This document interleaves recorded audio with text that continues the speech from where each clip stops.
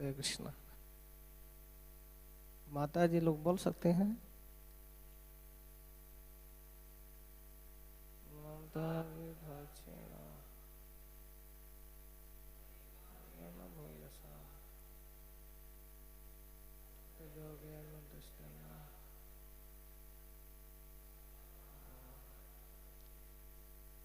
नूनम अतः ताः वे विरुधः औषधियाँ जड़ बूटियाँ तथा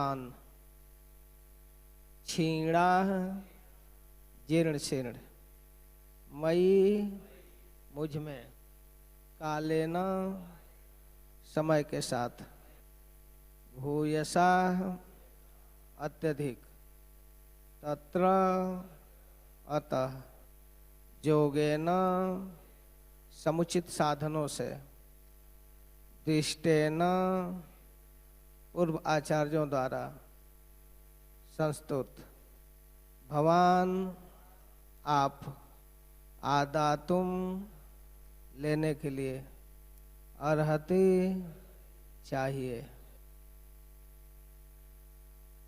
अनुवाद और तात्पर्य श्रील प्रभुपाद जी के द्वारा। मेरे भीतर दीर्घ काल से भीगे रहने के कारण सारे धान्य बीज निश्चित रूप से जीर्ण हो चुके हैं, अतः आप तुरंत आचार्यों अथवा शास्त्रों द्वारा बताई गई मानक विधि से उन्हें निकालने की व्यवस्था करें। तात्पर्य: जब अन्न का अभाव हो तो सरकार को चाहिए कि शास्त्रों में वर्णित तथा आचार्यों द्वारा अनुमोदित विधियों का पालन करे। इस प्रकार प्रचुर अन्न उत्पादन होगा और अन्नाभाव तथा दुर्भिक्ष को रोका जा सकेगा। भगवद गीता में यज्ञ करने के लिए कहा गया है। यज्ञ करने से आकाश में पर्याप्त बादल एकत्र होते हैं, जिससे पर्याप्त वर्षा होती है। इस तरह खेती बाड़ी की देखभाल हो जाती है। जब पर्याप्त अन्न उत्पादन होता है तो जनता अन्न खाती है और गायों बकरियों जैसे घरेलू पशुओं को भी प्रचुर घास तथा अन्न खाने को मिलता है। इस व्यवस्था के अनुसार यदि मनुष्य यज्ञ करे तो अन्नाभाव दूर हो जाएगा। कलयुग में केवल संकीर्तन यज्ञ की संस्तुति की गई है। इस श्लोक में योगेन अर्थात स्वीकृत विधियों तथा दृष्टेन अर्थात पूर्ववर्ती आचार्यों द्वारा दिखाई गई शब्द महत्वपूर्ण है। यदि कोई यह सोचता है कि आधुनिक यंत्रों यथा ट्रैक्टरों के द्वारा अन्न उत्पन्न किया जा सकता है तो यह उसकी भूल है। यदि कोई रेगिस्तान में जाए और ट्रैक्टर चलाए तो भी अन्न पैदा नहीं होगा।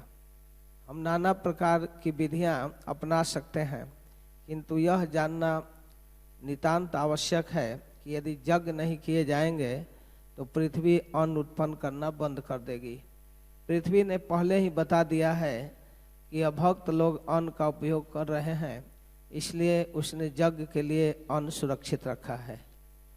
अब नास्तिक यह नहीं मानेंगे कि अन्न आध्यात्मिक विधि से उत्पन्न किया जा सकता है, किंतु वे माने या नहीं माने, तथ्य तो यही है कि हम यांत्रिक विधि से अन्न उत्पन्न नहीं कर सकते। जहाँ तक स्वीकृत विधि का सवाल है, शास्त्रों में कहा गया है कि इस युग के बुद्धिमान लोग संकीर्तन यज्ञ को अपनाएंगे।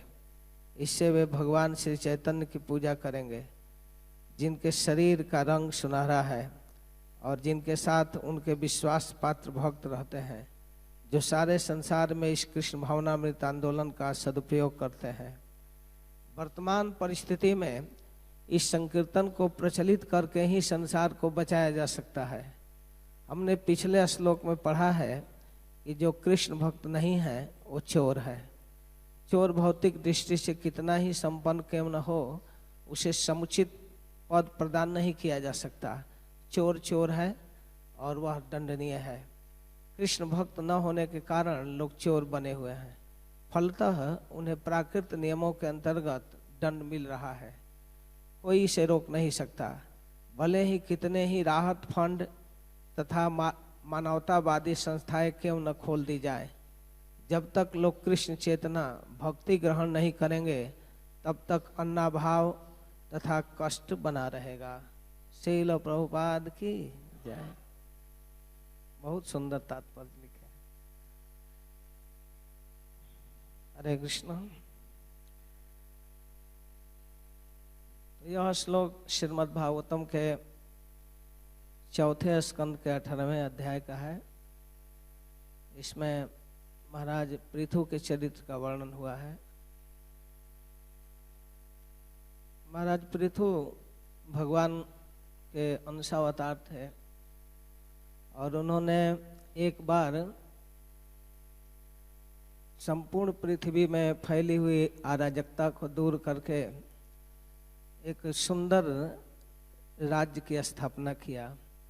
इसलिए महाराज पृथु को आदि राज्य भी कहते हैं। एक बार राजनीति जो धर्म नीति है वह समाप्त हो चुकी थी। जो राज्य सेवा जनता की सेवा की जो भावनाएं हैं वह समाप्त हो चुकी थी। तो महाराज पृथु ने एक बार फिर से शासन प्रारंभ किया और बहुत सुंदर ढंग से प्रजा का पालन किया। महाराज पृथु प्रजा को अपने संतान की तरह मानते थे। हमारे वैदिक इतिहास में आदर्श राजाओं में पृथु महाराज का नाम आदर के साथ लिया जाता है। महाराज पृथु, महाराज अम्बरीश, महाराज युधिष्ठिर, महाराज विदेह, राज जनक, महाराज परीक्षित, ये बड़े ही भगवत परायण भगवत भक्त राजा थे। तो आप इन सब कथाओं को जो पिछले कई दिनों में कही जा चुकी है उसको आप सुने होंगे, पढ़े होंगे। महाराज पृथु बेन के शरीर के मंथन से उत्पन्न हुए थे। स्वयं विष्णुवंश भगवत स्वरूप थे। तो इन्होंने बेन के उत्पात से दुखी पृथ्वी से बात कर रहे हैं और बात ही नहीं बल्कि बहुत क्रोधित हो गए पृथ्वी के व्यवहार को देखकर। जब महाराज पृथु एक बार राजा हुए तो जनता बहुत दुखी थी। तो जनता के दुखों को देखकर महाराज पृथु सहज दयार्द हो गए। उनका करुण हृदय बिल्कुल स्निग्ध हो गया और पृथ्वी से लोगों के लिए अन्न की मांग किए।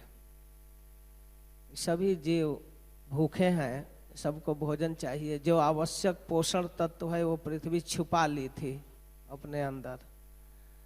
तो महाराज पृथु एक बार तो आग्रह किए कि जनता के लिए पर्याप्त अन्न मिलना चाहिए, जिसके लिए जो भोजन है वो मिलना चाहिए। सबका पोषण पृथ्वी से होता है, चाहे मनुष्य हो, पशु हो, पक्षी हो, सबका। तो पृथ्वी कुछ जवाब नहीं दी, कुछ बोली नहीं। तो पृथु महाराज को क्रोध आ गया। वे अपना धनुष बाण उठाए और पृथ्वी को मारने के लिए तैयार हो गए। राजा होने के कारण प्रजा के प्रति सहज सौहार्द था, स्नेह था, पालन करना चाहते थे। जब धनुष उठाए मारने के लिए तैयार हो गए तो पृथ्वी देवी भी महाराज पृथु के वास्तविकता को समझ रही थी कि भगवान है, इनके अंदर सहज दया है और मुख्य रूप से भगवान भक्तों के प्रति, ब्राह्मणों के प्रति, गायों के प्रति सहज दयार्द होते हैं। इसलिए पृथ्वी गाय का रूप धारण कर ली और महाराज पृथु के समक्ष उपस्थित हो गई। तो गाय का तो वध महाराज पृथु कर नहीं सकते। फिर भी महाराज पृथु के भयंकर क्रोधित स्वरूप को देखकर पृथ्वी डर गई, कांप रही थी, थर थर थर थर कांप रही थी। यद्यपि वो जानती थी कि महाराज पृथु कसाई नहीं है, मेरा वध नहीं करेंगे, फिर भी उनके भयंकर रूप से भयभीत होकर पृथ्वी उनके चरणों में प्रार्थना कर रही है। जो कई श्लोकों में यह अध्याय ही प्रारंभ हुआ है पृथ्वी के उद्गारों से। पृथ्वी महाराज पृथु के सामने बोलना प्रारंभ की, अत्यंत कातर भाव से कहने लगी कि हे महाराज, आप मुझ पर क्रोध मत कीजिए, अन्नों को छिपाने का कुछ विशेष कारण है। देखिए, मानव समाज किस रूप में सुखी रह सकता है इसको आप भली भांति जानते हैं। जब तक कोई व्यक्ति वैदिक नियमों का पालन नहीं करता है, वैदिक सिद्धांतों का पालन नहीं करता है, वह सुखी नहीं रह सकता। जब अपने व्यवहार में वेदों का खंडन करता है, उल्लंघन करता है, तो उसे दुख होता है। जब व्यक्ति अपने मानसिक कल्पना से अनेक योजनाएं बनाता है और उन योजनाओं के अनुसार चलना चाहता है, तो उससे वैदिक नियमों का अवमानना होती है। साधु पुरुषों द्वारा स्थापित दोषहीन वैदिक सिद्धांत की अवमानना होती है और इस तरह से वह बार बार प्रयास करने के बाद भी असफल होता है। जैसा कि बेन ने किया, वह वैदिक मर्यादाओं का उल्लंघन किया, किसी साधु के सिद्धांत को मानने पर तैयार नहीं था, भगवान की सत्ता को स्वीकार नहीं किया। यद्यपि उसको समझाने के लिए महात्मा लोग आए, ऋषि वर्ग आए, समझाने का कोशिश किए, लेकिन अपने नास्तिक मानसिकता के कारण उन महात्माओं का भी अवमानना किया।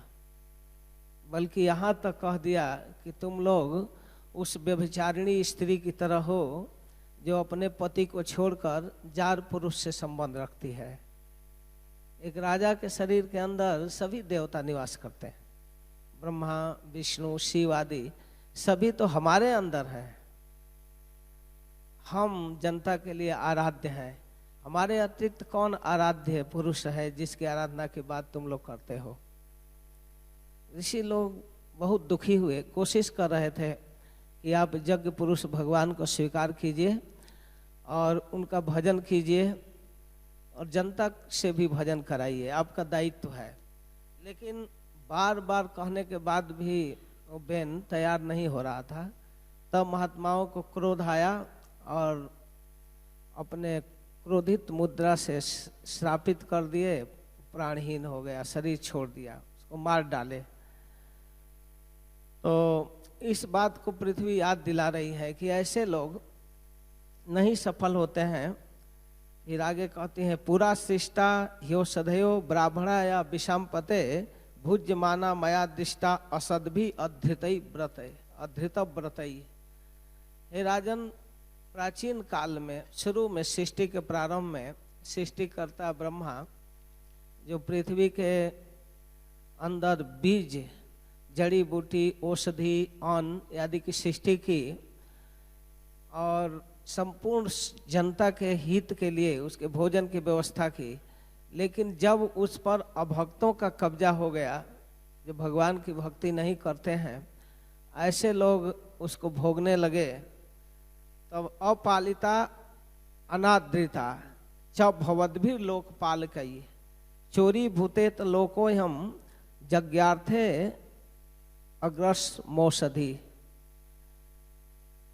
पृथ्वी देवी कहती हैं कि हे राजन, जब ऐसे अभक्त नास्तिक लोग इस पृथ्वी के उत्पादन को अपने उपयोग में लाने लगे और भगवान का अपमान करने लगे, यज्ञ पुरुष का अपमान करने लगे, भगवान की भक्ति नहीं करते थे, भगवान को अर्पित नहीं करते थे, तो ऐसे राजाओं के द्वारा जब मेरी उपेक्षाएं होने लगी, मेरे अंदर जो अन्न है, औषधियां हैं, वो भगवान के लिए हैं, क्योंकि सभी पदार्थों के एकमात्र भोक्ता भगवान हैं।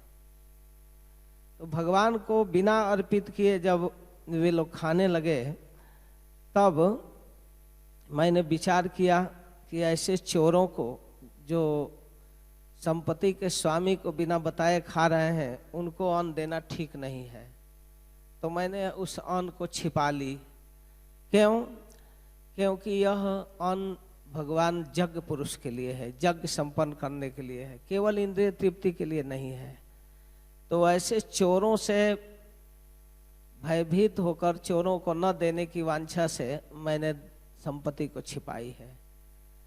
तो इसके ठीक पहले 7वें श्लोक में पृथ्वी देवी दो महत्वपूर्ण बात करती हैं। चोरी भूतेत लोको हम, इन चोरों के कारण मैंने यज्ञार्थे अग्रस मोषधि, इन चोरों से बचाने के लिए यज्ञ की संपत्ति को मैंने छिपा लिया। यज्ञार्थे, ये सारा संपत्ति यज्ञ के लिए है, यज्ञ पुरुष के लिए है। भगवद गीता में भगवान दावे के साथ कहते हैं कि संपूर्ण लोकों के एकमात्र स्वामी मैं हूँ, सारा यज्ञ तपस्या मेरे लिए होना चाहिए। भोक्तारम यज्ञ तपसाम सर्वलोक महेश्वरम सुहृदम सर्वभूतानाम ज्ञात्वा माम शांति मिक्षति। श्रील प्रभुपाद इसको शांति सूत्र कहते हैं। श्रीमद् भगवद गीता के 5वें अध्याय का अंतिम श्लोक है, 29वां श्लोक। श्रील प्रभुपाद कहते हैं कि व्यक्ति को शांति प्राप्त करने के लिए इस सूत्र को समझना चाहिए। ये शांति सूत्र है। क्या शांति सूत्र है? कि श्री भगवान भोक्ता है, वही भोक्ता है। और क्यों भोक्ता है? हम कमाते हैं, हम परिश्रम करते हैं, हम उत्पन्न करते हैं और खाने वाले भगवान हैं। हम काम करते हैं तो भोजन हमें मिलना चाहिए। कहते हैं क्योंकि कहीं भी किसी भी प्रकार जो प्राप्त किया जाता है वो हमारी संपत्ति है। सर्वलोक महेश्वरम, भगवान कहीं कोई चांस नहीं छोड़े कि कोई कह सकता है कि यहाँ के मालिक हैं वहाँ के नहीं हैं। सर्वलोक महेश्वरम, प्राकृत अप्राकृत सारे लोगों का महाईश्वर हूँ। महाईश्वर, महाईश्वर कहने का अर्थ यह है कि छोटे छोटे और भी ईश्वर हैं। गांव में, शहरों में छोटे छोटे वार्ड कमिश्नर, प्रधान, मुखिया, विधायक, एमपी, ये लोग भी ईश्वर हैं ना। अपने को ईश्वर मानते हैं, नियंत्रण करते हैं, पालन करना चाहते हैं, तो हाँ वास्तव में ईश्वर हैं, लेकिन बहुत छोटे। भगवान विभु ईश्वर हैं और ये अनु ईश्वर हैं। भगवान अपार समुद्र की तरह शक्तिशाली ईश्वर है और ये सब एक कण के समान, एक बूंद के समान है। तो केवल यही नहीं बल्कि शिव, ब्रह्मा, इंद्र, वरुण, सूर्य, जमराज भी ईश्वर हैं। उन सारे ईश्वरों के भी महाईश्वर कंट्रोलर से भगवान है। सर्वलोक महेश्वरम, सारे लोकों के महाईश्वर। तो फिर प्रश्न हो सकता है कि आप महाईश्वर हैं इसलिए अपने को भोक्ता कह रहे हैं, और ईश्वर का अर्थ है नियंत्रक, कंट्रोलर। नहीं खिलाने पर ऐसे काम नहीं चलेगा, कंट्रोल भी करते हैं। यमराज के द्वारा कंट्रोल करेंगे, दंड देंगे। तो इसका मतलब कि आप धमकी दे रहे हैं कि हम भजन नहीं करेंगे, आपको देंगे नहीं तो आप हमको दंडित करेंगे। तो भगवान कहते हैं नहीं नहीं, केवल यही बात नहीं है। ये तो एक बात है हुई। दूसरी बात है कि सुहृदम सर्वभूतानाम, मैं वास्तव में एकमात्र सुहृद हूँ सभी जीवों का। मुझसे बढ़कर कोई सुहृद नहीं है। माता के गर्भ से लेकर जीवन पर्यंत मेरा सौहार्द है। भगवान कपिल श्रीमद् भागवतम के 3 स्कंद में जीव विज्ञान का वर्णन करते हैं कि किस प्रकार जीव पिता के वीर्य के द्वारा माता के गर्भ में जाता है और वहाँ उस बच्चे का किस रूप में पालन होता है। माँ को पता नहीं है, पिता को भी पता नहीं है कि बच्चे कैसे पोषित हो रहा है उस गर्भ में। श्री भगवान कपिल बताते हैं कि माँ जो कुछ भी खाती है उसके भोजन से रस तैयार होता है उसकी छोटी आंत में, और उस रस को 2 भागों में डिवाइड किया जाता है, एक माँ के शरीर के पोषण के लिए और एक बच्चे के पोषण के लिए। नाभि में, माता के आंत से बच्चे के नाभि तक एक नली लगी रहती है, उस नली के द्वारा रस सप्लाई होता है और धीरे धीरे वो बच्चा पोषित होता है, बढ़ता है। और बाद में जब प्रसव के द्वारा बाहर आता है तो रोटी नहीं खा सकता, सेव नहीं खा सकता, चावल नहीं खा सकता, तो माँ के स्तन में दूध सप्लाई किया जाता है। ये मेरी व्यवस्था है। भगवान कपिल कहते हैं यह माँ की व्यवस्था नहीं है कि अपने स्तन में दूध बना ले, यह मेरी व्यवस्था है। और इसके बाद और भी जीवन में जीने के लिए जो भी पदार्थ पृथ्वी के अंदर है वो मेरी व्यवस्था है। भगवान कहते हैं यह प्राकृत जगत मेरा है। पृथ्वी जल वायु अग्नि आकाश भूमि रापो नलो वायु खम मनो बुद्धिरेव च अहंकारम मितियम में भीना प्रकृति अष्टधा। ऐसा मेरी प्रकृति है, इसमें जो कुछ भी प्राप्त होता है वो मेरे व्यवस्था से है। लोग मूर्खतापूर्ण दावा करते हैं कि हम परिश्रम करके तब खाते हैं, अपना काम धंधा करते हैं, हम बड़े ईमानदार हैं क्योंकि हम किसी को सताते नहीं, किसी का चोरी नहीं करते, हम काम करते हैं, अपनी कमाई खाते हैं। लेकिन प्रभुपाद कहते हैं यह ईमानदारी चोरों की ईमानदारी है। चोरों की ईमानदारी इसको कहते हैं। जैसे चोर लोग, कुछ चोर 2 4 5 लोग मिलकर कई घरों में चोरी किए, कहीं से रुपया पैसा, कहीं से गहना सोना चांदी कुछ चुरा कर लाए और एक जगह बैठ गए, आपस में बात कर रहे हैं कि भाई ईमानदारी से बांटना, सब लोग परिश्रम किए हैं, किसी को कम बेसी नहीं मिलना चाहिए, सब बराबर मेहनत किया है। तो यदि सचमुच बराबर बांट दिया जाए तो क्या वो ईमानदारी है? सारा माल बेईमानी का और बीच में ईमानदारी क्रिएट कर दी। तो उसी प्रकार श्रील प्रभुपाद कहा करते थे कि हम यह जो क्रिएट कर लिए हैं ईमानदारी कि हम कमाते हैं, अपना खाते हैं, तो यह चोरों की ईमानदारी है। क्योंकि सारी संपदा भगवान की है, उनको बिना बताए अगर हम उपयोग करते हैं तो निश्चित रूप से हम चोर हैं, हमको दंड मिलना चाहिए। यही पृथ्वी कहती है कि ऐसे चोरों से परेशान होकर मैं इन अन्न पदार्थों को छिपा ली हूँ। जो भगवान को रिजेक्ट करके भोगना चाहते हैं, ऐसे चोरों से तंग आकर मैं छिपा दी हूँ। तो इस बात को जानना चाहिए कि भगवान ही वास्तव में जगत के पालक हैं, वही पालन करते हैं। कोई दूसरा अपना पालन व्यक्तिगत रूप से कर नहीं सकता, बिल्कुल नहीं कर सकता। एकदम सत्य सिद्धांत है। हम अपनी मूर्खता बस इस बात को स्वीकार करें या ना करें, यह अलग बात है। अगर हम इस बात को न समझें तो ये हमारी अज्ञानता है, मूर्खता है। महाराज श्री एक उदाहरण देते हैं कि एक व्यक्ति घोड़े पर जा रहा था बैठकर, कुछ सामान भी लाद दिया था, 1 क्विंटल वजन लाद दिया था, ऊपर से स्वयं 80 किलो के वजन वाला बैठा था। तो कोई देखने वाला कहा कि अरे भाई ये भी जीव है, इतना वजन इस पर लादे हो और खुद बैठे हो। तब उसके मन में आया कि घोड़े के वजन में कुछ कमी करना चाहिए, ज़्यादा वजन है। तब एक जगह घोड़े को रोक करके 20 किलो का गट्ठर अलग तैयार किया, 80 किलो में 20 किलो अलग बनाया, 60 किलो घोड़े के ऊपर रख दिया, स्वयं उस घोड़े पर बैठकर 20 किलो अपने सिर पर रख लिया। तो सिर पर रख करके घोड़े पर बैठकर वो चल रहा था। उसकी मानसिकता थी कि 20 किलो मैं भी लिया हूं, लेकिन घोड़े के भार में कोई कमी नहीं हुई। टोटल भार घोड़े के ऊपर है, भले अपनी मूर्खता से वह समझ रहा है कि 20 किलो मैं भी लिया हूं। ठीक यही मानसिकता लोगों की है। सोच रहे हैं कि हम 10-20 फैमिली मेंबर के मेंटेन कर रहे हैं, हम कमा रहे हैं तब इनका पालन हो रहा है। ऐसी बात नहीं है। आप किसी फैमिली मेंबर को जीने के लिए क्या व्यवस्था कर सकते हैं? जो जीने के लिए सबसे आवश्यक वस्तु है वह फ्री सप्लाई किया जाता है ईश्वर की ओर से, हवा, जिसके बिना 10 मिनट, आधा घंटा, 1 घंटा भी जीना मुश्किल हो जाता है। हो सकता है रामदेव बाबा जैसा कोई जोगी 1 आध घंटा जी ले, 2-4 घंटा जी ले, लेकिन जनरल लोग तो आधा घंटा में मर जाएंगे। उसके लिए कोई फैक्ट्री नहीं, कोई दुकान नहीं, कोई खेती बाड़ी नहीं, कोई योजना नहीं, कुछ नहीं। वो सबके नाकों तक फ्री सप्लाई किया जाता है। यह किसकी व्यवस्था है? भगवान कपिल कहते हैं मेरी व्यवस्था है।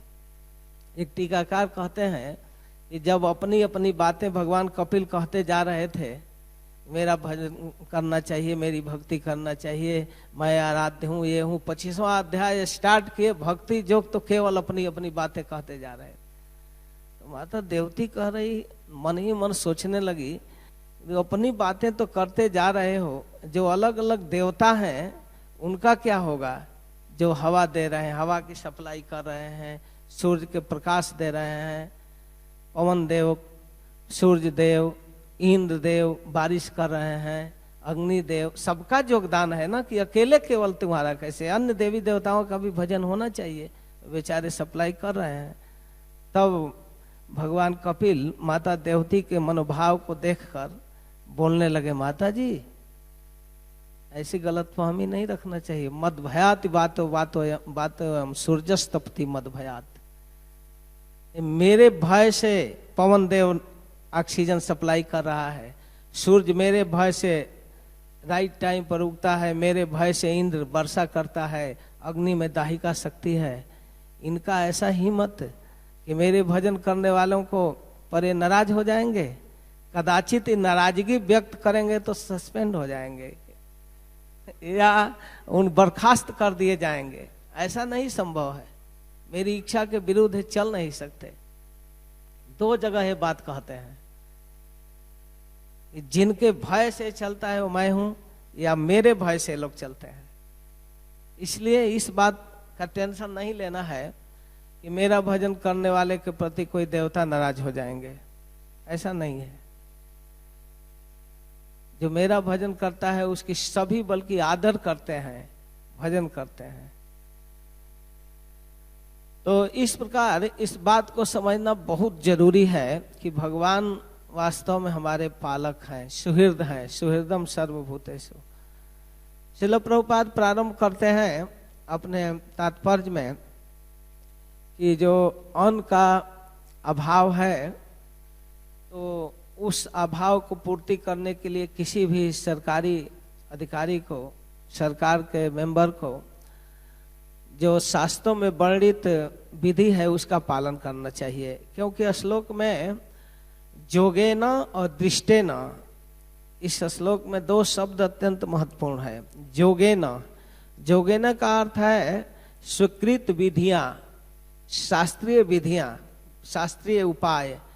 जो शास्त्रों में उपाय बताया गया है उसका पालन करना चाहिए, आचार्यों द्वारा अनुमोदित विधियों का पालन करना चाहिए, तब प्रचुर अन्न उत्पन्न होगा।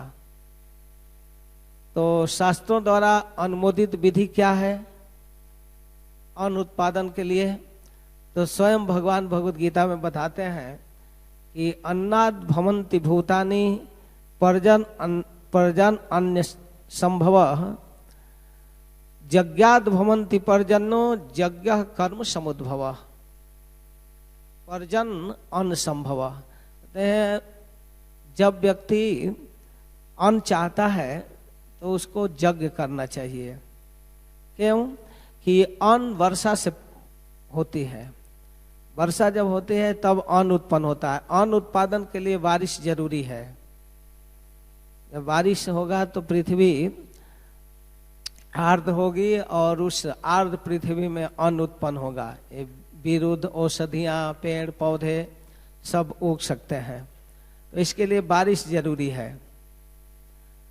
तो बारिश कैसे होगा? तो यज्ञाद भवन्ति पर्जन्यो, यज्ञ करने से बारिश होगा, बादल होंगे, इसलिए यज्ञ करना चाहिए। तो ये भगवत गीता में ऐसा कहा गया है कि यज्ञ करने से आकाश में बादल आते हैं और बादल से पर्याप्त बारिश होती है और बारिश होने से सब खेती बाड़ी होते हैं। यह अन्न उत्पादन के तरीके हैं। क्योंकि प्रभुपाद कहते हैं कि इस विधि के अतिरिक्त कोई मनमाना कोशिश करे कि हम ट्रैक्टर चला करके अन्न उत्पन्न कर लेंगे, खेत जोत कर, तो सब जगह अन्न उत्पन्न नहीं होता। रेगिस्तान में ट्रैक्टर चलाते रहो, वहाँ कुछ उत्पन्न नहीं होगा, बारिश नहीं होती है, जमीन उपजाऊ नहीं है। तो इसलिए यज्ञ करना बहुत जरूरी है। यह सिद्धांत दृष्टेन, दृष्टेन का अर्थ है कि बड़े बड़े आचार्यों ने इस पर दृष्टि डाली है, इस पर विचार किया है, पूरा शोधित सिद्धांत बनाया है, निर्णय लिया है कि यही एकमात्र सिद्धांत है। इसको दृष्ट कहते हैं। दृष्ट विचारित भावना।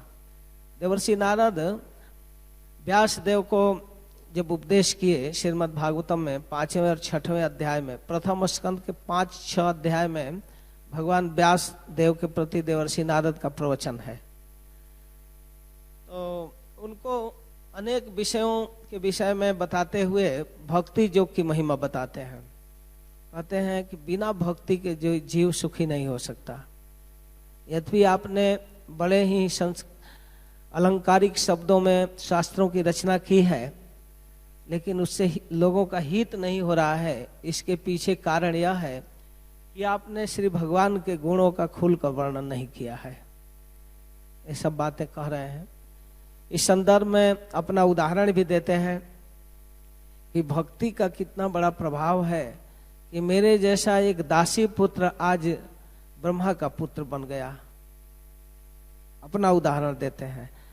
शास्त्रों में कई बार देखा गया है कि जब कोई गुरु अपने स्निग्ध शिष्य के प्रति अत्यंत प्रसन्न होते हैं तो आदर्श के रूप में अपने उन्नत भक्ति को प्रमाण के रूप में देते हैं, आदर्श के रूप में प्रस्तुत करते हैं। जैसे देवर्षि नारद व्यास देव के प्रति, रहुगण के प्रति जड़ भरत जी बहुत कुछ सिद्धांत समझाते समझाते समझाते समझाते रहुगण को लास्ट में उनको कहना ही पड़ा। देख लिए जड़ भरत जी कि इसके अंदर कहीं ना कहीं देहात्म बुद्धि जा नहीं रही है। यह अपने को राजा समझ रहा है, इस जड़ बुद्धि के कारण ठीक से समझ नहीं पा रहा है। तत्वों का वास्तविक बोध करा रहे थे, लेकिन वो देह और आत्मा के अंतर को स्पष्ट नहीं समझ पा रहे थे। कहीं ना कहीं कुछ प्रश्न करते जा रहे थे। तब जड़ भरत जी को कहना पड़ा कि हम पुरा भरतो नाम राजा, तुम एक छोटे प्रदेश के राजा हो तो ज्यादा हेकड़ी में हो, पालकी पर चल रहे हो और जिस तीस को पकड़कर बस लगा देते हो ढोने के लिए। पता है मैं कौन हूं? मैं भरत नाम का राजा हूं, जिसके नाम पर देश का नाम भारत वर्ष पड़ा है।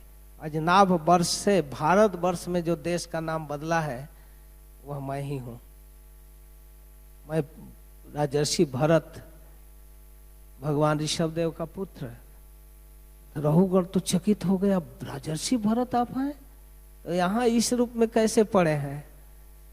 तब कहते हैं पूरी कथा सुनो।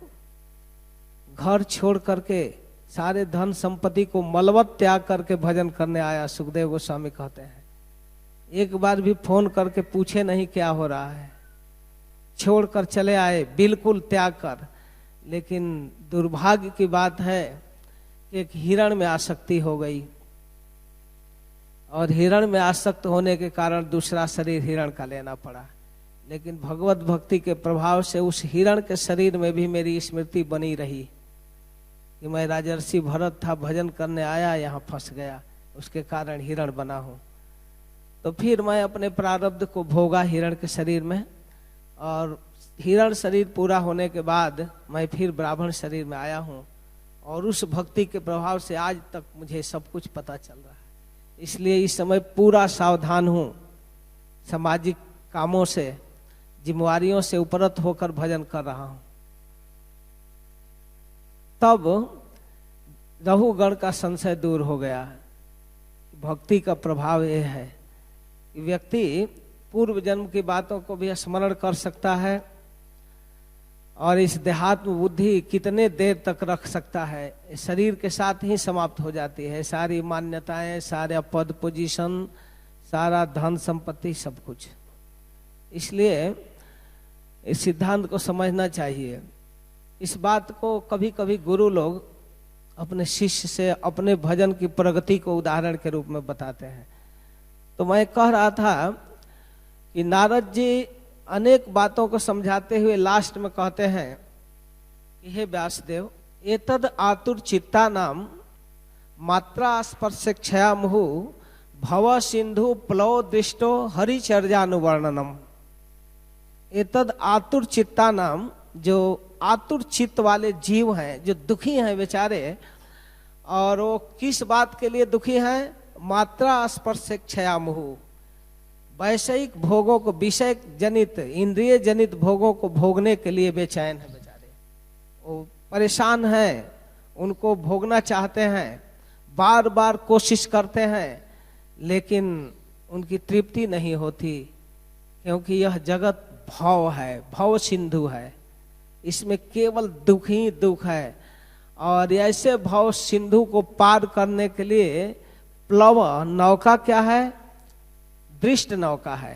कहते हैं भव सिंधु प्लव दृष्टो, यह विचारित महात्माओं द्वारा निर्णित नौका है, उपाय है। हरि चर्यानुवर्णनम, भगवान के गुणों का वर्णन, यह दृष्ट है। ऐसा नहीं कि मैं कल्पना करके कह रहा हूँ, आचार्यों ने इसको निर्धारित किया है कि भव समुद्र को पार करने के लिए एकमात्र नौका है भगवान के नाम कीर्तन, उनके गुणों का वर्णन इत्यादि। हरे कृष्णा कृष्णा कृष्णा हरे हरे, हरे राम राम राम हरे हरे। तो मैंने दृष्टेन पर उदाहरण दिया। दृष्टेन यह महात्माओं द्वारा निर्धारित सिद्धांत है। श्रील प्रभुपाद एक नाविक और वैज्ञानिक का उदाहरण दिया करते थे कि समुद्र में नौका पर चलने वाला वैज्ञानिक अपने को बहुत विद्वान समझ रहा था। वो पूछता जा रहा था, तुम फिजिक्स जानते हो, केमिस्ट्री जानते हो, मैथ जानते हो। नाविक सबको नकार दिया, तो कहा कि तुम्हारा तो 75% जीवन बेकार चला गया। तब तक समुद्र में तूफान आया, नाविक प्रश्न करता है, सरकार आप स्विमिंग जानते हैं, तैरना? कहा नहीं नाविक, तो मेरा तो 75% ही गया, आपका तो 100% जीवन बर्बाद। क्योंकि केवल 10 मिनट हम लोगों को इस समुद्र के जल पर तैरना है, और इस ज्यों ही लहर का वेग शांत होगा, नौका दिखाई देगी, फिर हम लोग उसको पकड़ लेंगे। हाँ नहीं, मैं तो नहीं जानता। मैं नहीं जानता तो फिर भव सिंधु प्लव दृष्टो हरिचर्यानुवर्णनम, और सारे डिग्री डिप्लोमा यहाँ काम नहीं करेंगे भव समुद्र पार करने के लिए। इसमें तो एक ही उपाय है, वो तैरना जाना पड़ेगा, वो है हरिचर्यानुवर्णनम, भगवान के नामों का कीर्तन और अनुवर्णन।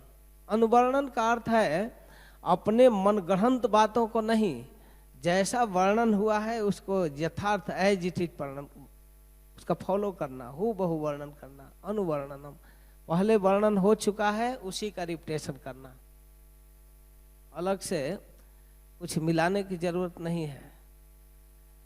तो इस प्रकार यह सिद्धांत है। तो यह है दृष्टेन जोगेन, भगवान से जुटने का जो विधि है उसको योग कहते हैं। और इसके साथ श्रील प्रभुपाद ये भी कह रहे हैं कि इसके पूर्ववर्ती श्लोक में, पहले जो श्लोक है, इसमें जो कृष्ण की भक्ति नहीं करते उनको चोर कहा गया। पृथ्वी देवी कहती है ऐसे चोरों से मैंने धन को बचाया है। क्यों बचाया है? यज्ञेन, यज्ञार्थे, यज्ञ करने के लिए। ऐसे चोर बदमाश खा जाएंगे तो इनको नहीं देना चाहती हूँ यज्ञ करने के लिए। और जो लोग बिना यज्ञ करते, बिना भगवान को अर्पित करके खाते हैं, वे वास्तव में पाप खाते हैं। भगवत गीता में भगवान कहते हैं, 3 अध्याय में 13वें श्लोक में भगवान कहते हैं, यज्ञ शिष्टा सिना संतो मुच्यंते सरु किल विषयी। यज्ञ भगवान को अर्पित करके खाने से हमारा जन्म जन्मांतर का किलवी समाप्त होता है, पाप समाप्त होता है। भुंजते ते त्वघम पापा जे पंचात्यात्म कारणात, जो बिना अर्पित किए हुए खाता है वह तो साक्षात पाप खाता है, तो अपराध पाप करता जाता है।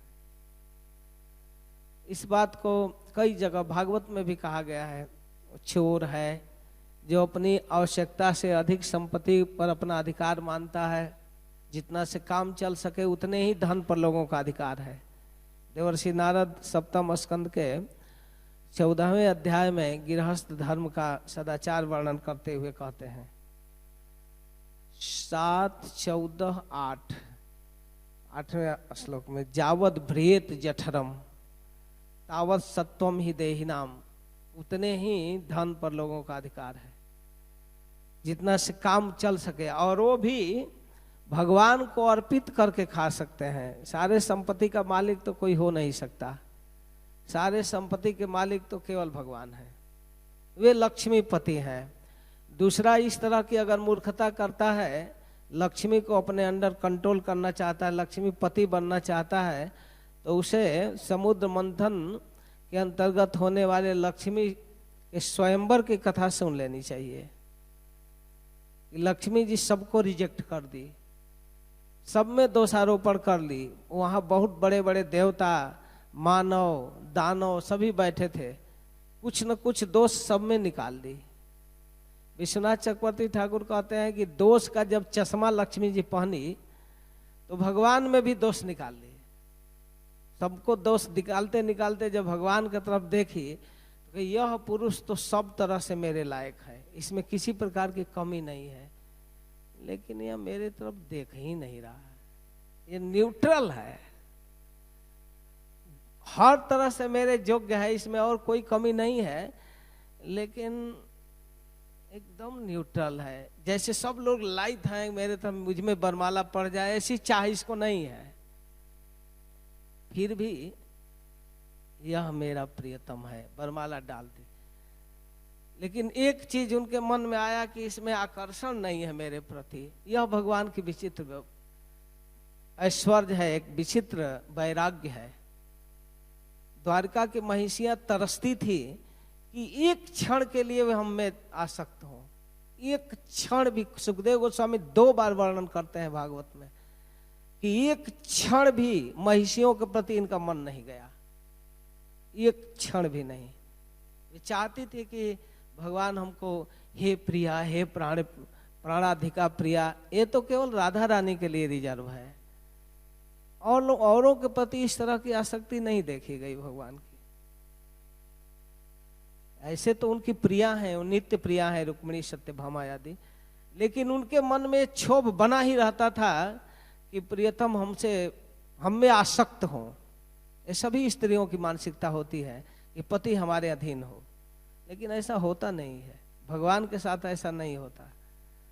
फिर भी जो इस रहस्य को जानते हैं कि भगवान सर्वश्रेष्ठ ईश्वर हैं, सर्व सुहृद हैं, प्रेमी हैं, तो उनको स्वीकार कर दे। लक्ष्मी जी स्वीकार की। लक्ष्मी तो अपना पति भगवान को बनाई और किसी को नहीं। यदि कोई ऐसा दुस्साहस करता है तो पति तो नहीं बनाती, सवारी बना देती है, उसे उल्लू बना देती है। ऐसे धनाढ्य लोग जो अपने को लक्ष्मीपति मानते हैं, उनको ऐसा उल्लू बनाती है कि उनको उचित अनुचित दिखता ही नहीं। उल्लू एक पक्षी है जिसको दिन में दिखता ही नहीं है, सूरज उगते ही वो अंधा हो जाता है।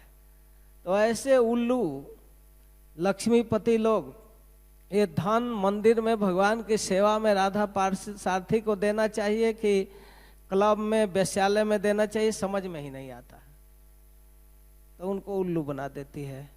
इसलिए भगवान कहते हैं भागवतम में कि जो लोग मुझे रिजेक्ट करके भोग करना चाहते हैं वे तो उल्लू हो जाते हैं, मूर्ख हो जाते हैं। और जो संपदा, जो सारी प्राकृतिक संपत्ति के मालिक भगवान हैं, इसलिए उनको समर्पित करके होना चाहिए। तो कभी कभी देखा जाता है, ऐसा प्रश्न होगा कि भक्तों को तो बहुत संपत्ति है, तो वे भी उल्लू हो जाते हैं क्या? ऐसा प्रश्न हो सकता है ना। तो भगवान कहते हैं नहीं, अगर ऐसी संपदा प्राप्त करने के बाद उसके क्रिया से, उसके फल से देखना चाहिए कि वो उल्लू है कि मेरा भक्त है, सेवक है। कहते हैं कि ऐसे भक्तों पर जब मेरी विशेष कृपा होती है तो वास्तव में उनके अंदर इस तरह के दोष नहीं आते। जन्म कर्म वयोरूप विद्या ऐश्वर्य धनादिभि जद जस्य न भवेस्तंभ तत्रायम मदनुग्रह। जब बलि महाराज को भगवान अरेस्ट करा लिए, 2 डेग में सब कुछ नाप कर, तीसरा डेग मिला नहीं, गरुड़ जी को आदेश करे बांध दो, और बांध दिए जब गरुड़ जी, तब ब्रह्मा जी की बुद्धि चकरा गई। बाप रे, थोड़ा सा दुर्वा दल और चुल्लू भर जल से बसीभूत होते हैं, त्रिलोकी दे दिया बेचारा, फिर भी अरेस्ट है। तो ब्रह्मा जी भगवान से प्रश्न करते हैं, प्रभु ऐसा आपका मैं विपरीत व्यवहार क्यों देख रहा हूँ, क्या बात है? तब भगवान कहते हैं कि आप विचार कीजिए, जरा विचार कीजिए ब्रह्मा जी, मैंने कपट से वामन रूप धारण करके इसके पास आया, छल पूर्वक 3 डेग मांगा, लेकिन मेरे इस रहस्य को नहीं जाना, अनजान में नहीं, गुरु के द्वारा बताए जाने पर भी, शुक्राचार्य बताए, फिर भी यह भक्त हिमालय की तरह धैर्य धारण किया है, देने के लिए तैयार हुआ। गुरुजी नाराज होकर श्राप भी दे दिए, फिर भी विचलित नहीं हुआ, इसके साथ ही साथ छोड़ दिए। मैंने कपट पूर्वक 2 डेग में सब कुछ नाप लिया, फिर भी धैर्य का पहाड़ बना हुआ है। देख रहे हैं ना, इसका धन, इसकी संपत्ति मेरे अनुग्रह से प्राप्त है, इसलिए जन्म, कर्म, वयो, रूप, विद्या, ऐश्वर्य, धनादि भी यद यस्य न भवेस्तंभ तत्रायम मदनुग्रह, ये सब अहंकार बढ़ाने वाले हैं। ऊंचे कुल में जन्म हो जाए, बड़ा बड़ा कर्म हो जाए, विद्या हो जाए, रूप हो जाए, ऐश्वर्य हो जाए, पद पोजीशन, तो लोगों को अहंकार हो जाता है। लेकिन जिसके ऊपर मेरा अनुग्रह है, मेरी अनुग्रह है, कृपा है, उस पर ये सब नहीं होता। तो ये बलि का जो राज्य है मेरे अनुग्रह से है। महाराज युधिष्ठिर के लिए सारथी बनकर युद्ध किए, राधा पारसारथी आपके आराध्य युद्ध किए हस्तिनापुर के राज सिंहासन दिलाने के लिए, और उस अनुग्रह से प्राप्त धन महाराज युधिष्ठिर को स्तंभ नहीं प्राप्त कर पाया, बल्कि उनके विषय में सूत गोस्वामी कहते हैं कि जैसे भूखे प्यासे व्यक्ति को श्रग, माला, चंदन और चामर अच्छा नहीं लगता, वैसे महाराज युधिष्ठिर को ये राज महिषी, राज भीम अर्जुन जैसे बड़े बॉडीगार्ड और त्रिलोकी का राज इनको अच्छा नहीं लग रहा था, इनका मन कृष्ण में था। तो ये अपने को स्वामी माने ही नहीं। स्वामी मानने का बहुत बड़ा खतरा है। जब आप दुकानों में देखते हैं, स्वामी लोग, दुकानदार लोग बैठकर हिसाब किताब करते रहते हैं, सेवक पहले आता है, दुकान खोलता है, दिन भर काम करता है, बंद करके चला जाता है, कोई टेंशन बाजी नहीं। और स्वामी लोग टेंशन में रहते हैं, आज तो ठीक से बिका नहीं, घाटा लग गया, लाभ, मरो, मालिक बनकर टेंशन लो।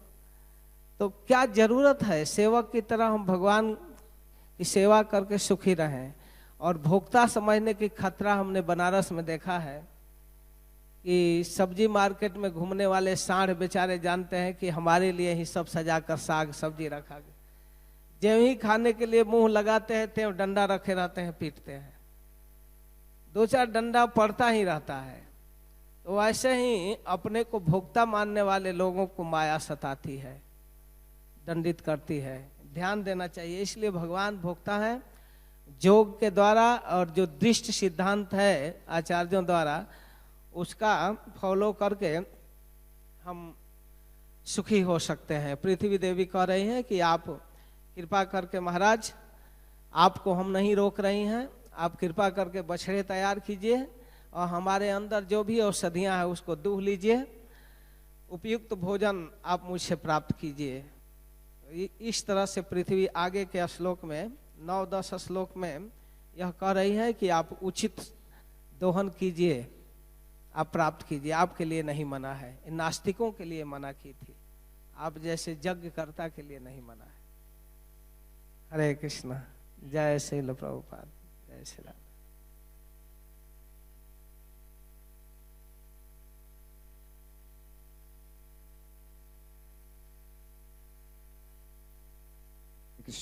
हरे कृष्ण। धन्यवाद। तो प्रभु जी ने बहुत अच्छा समझाया है। प्रभुपाद के तात्पर्य के अनुसार जो सिद्धांत की बातें हैं वो बताई। यहाँ पर एक बात जो पृथ्वी देवी कह रही हैं, वो कह रही हैं कि वो जो बीज हैं अन्न के, वो क्षीण हो गए, बहुत समय से वो क्षीण हो गए। तो पृथु महाराज का प्रश्न था कि तुम यज्ञ का भाग ग्रहण करती हो और अन्न पैदा नहीं कर रहे हो, तो अन्न पैदा तो पृथ्वी देवी करना चाहती हैं।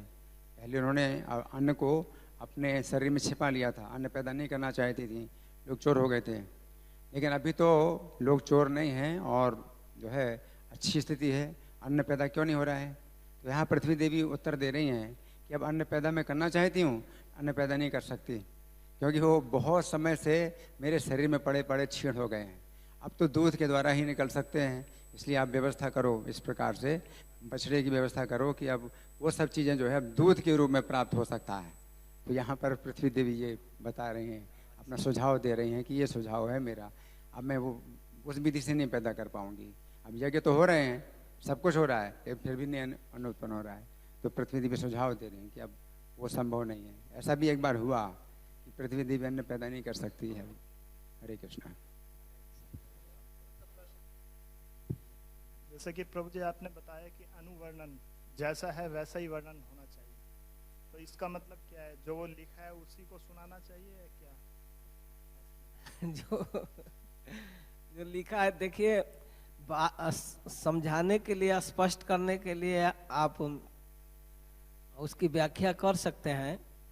उसी को स्पष्ट समझाने के लिए भाषा का प्रयोग या समझने लायक विधि उदाहरण दे सकते हैं, लेकिन उस सिद्धांत के विपरीत या इधर उधर नहीं जाना चाहिए। दूसरी बात है, यहाँ जग पुरुष की चर्चा हो रही भगवान की, तब तक दूसरे देवी देवताओं की महिमा या दूसरे राजनेताओं की या कुछ ऐसी बातें नहीं करनी चाहिए। जो सिद्धांत है उसी को स्पष्ट करना चाहिए।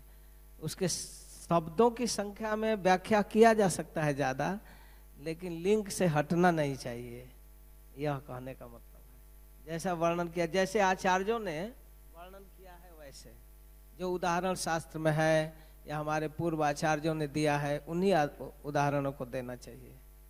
या कुछ व्यवहारिक बातें अपने जीवन में भी है जिससे समझाया जा सकता है, तो उसे कहना चाहिए।